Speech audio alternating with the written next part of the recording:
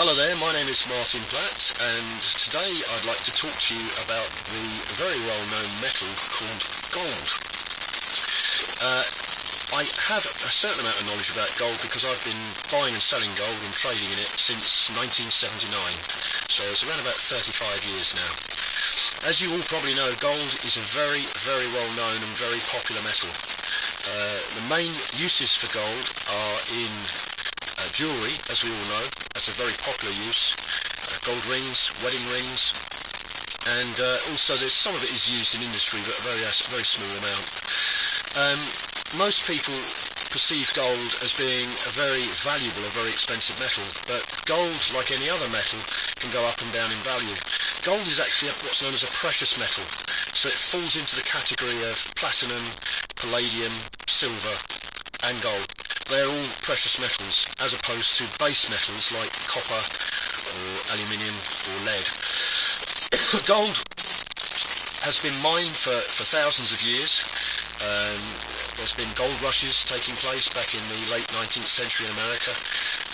People digging for gold, panning for gold, and about 100 years ago it was decided that gold would be traded using fixes on the London exchange. In other words, what would happen was you'd have a fix in the morning known as the AM fix and a fix in the afternoon known as a PM fix. Now the fixes are all agreed between 5 banks, but they all get together and they agree on a price. Now gold is priced in dollars, so each day the price from Monday to Friday is fixed twice a day.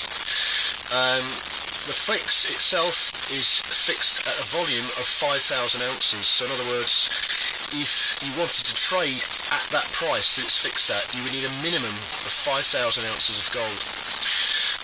The fix, as I say, is in dollars, but then for our purposes living in the UK, it needs to be changed into sterling.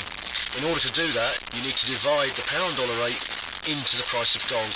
So in other words, if gold is $1,000 an ounce, if you wish to convert it into sterling, you need to divide that figure by roughly about 1.6, which is what the pound-dollar rate is at the moment. Gold essentially is available in either coin form or bar form if you wish to purchase it for investment purposes.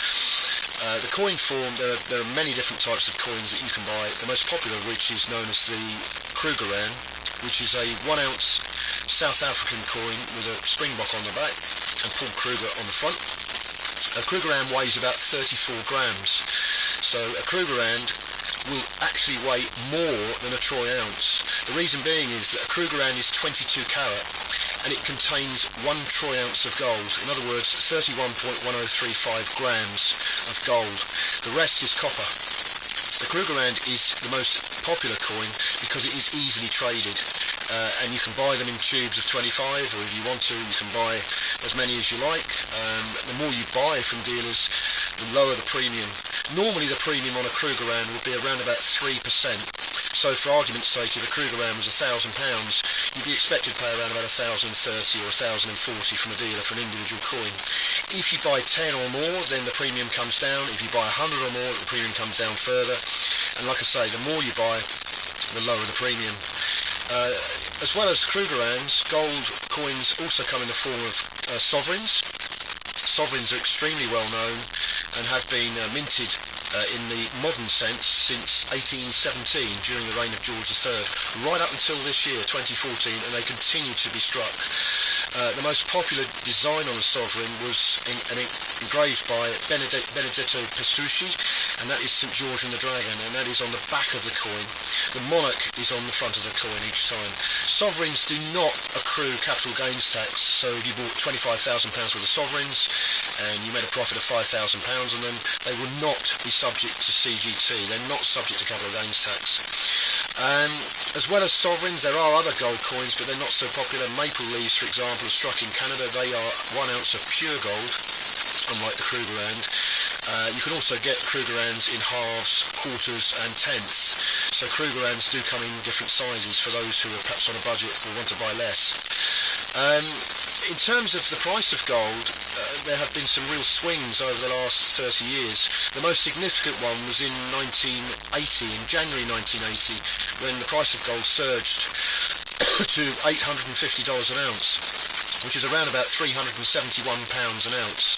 And since then, the actual value of gold has never been that high in real terms. It did peak again in 2011, where the price actually went above £1,000 an ounce, and Krugerrands at that time were about £1,100. As I speak to you now, on the 10th of January 2014, the price of gold at the moment is approximately $1,225 an ounce, in other words £740 an ounce. This is a troy ounce, remember, 31.1035 grams. In the last 3 months, since September last year, the activity on the gold market has been very, very limited. It's been very quiet. The price of gold has remained fairly static between $1,200 to $1,250 an ounce. Most unusual, and something I've not seen for 30 to 35 years of trading in it.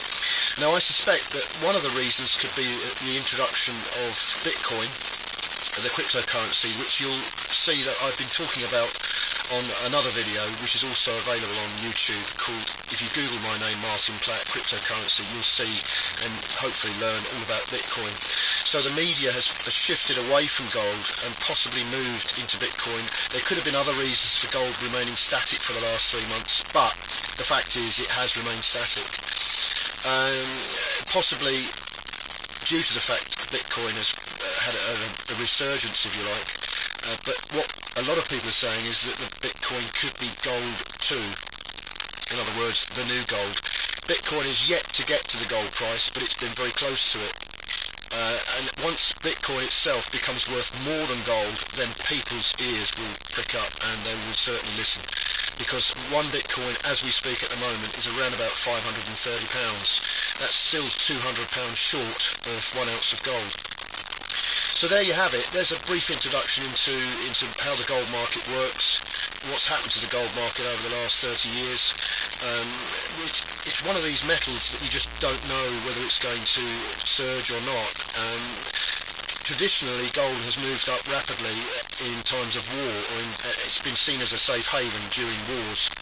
So if there is any worry about war or governments crashing, for example, or any insecurity, then people tend to flock to gold because it's considered to be a store of value.